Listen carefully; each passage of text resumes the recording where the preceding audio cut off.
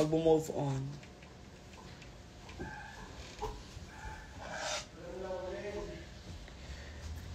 Tapos yung isa naman sa baba habang nagluluto, naghahanap ng laurel. Tapos magluluto siya ng adobo. Tapos kulang-kulang yung mga ano niya. Hi, Maxi.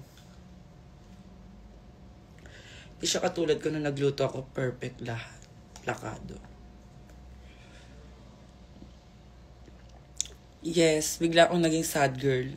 Kasi napagtanto ko, magiging masaya silang dalawa habang ako.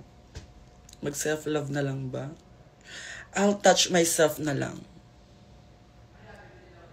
Masarap na magluto. Ay, die! Ang sarap niya. Pinaka-favorite ko nung niluluto ni Banak is yung kare-kare. Like, as in. Yung jowa ko na kay Andrea Brillantes na nga. Wala na. Nag-anal na kami. Pagtas niya mag-anal, wala na.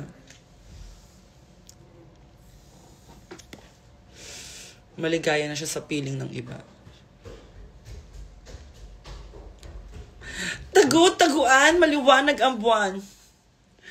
Pagbilang kong 3, magtatago na ako. Kailangan ko pa bang magtago? Eh, mga panahon kailangan kita. Nasa harap mo na ako, hindi mo ako nakikita. Anong kukunin mo dyan? Pabango.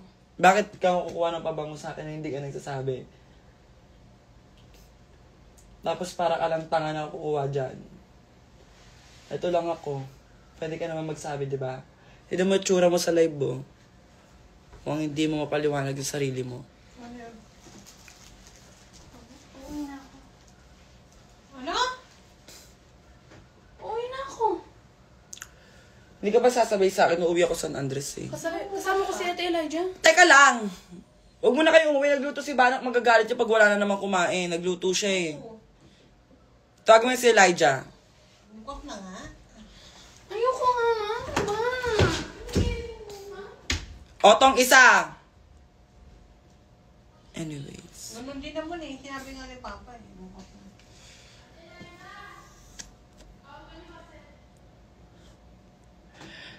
Max, ano ulam? Ay! Precious Polo Nicole, pakyo ka, pakyo. Ala, ayan na, nag-comment na siya. Guys, sa mga alaga ko dyan, nanawagan po ako, I need your support, I need your love and support.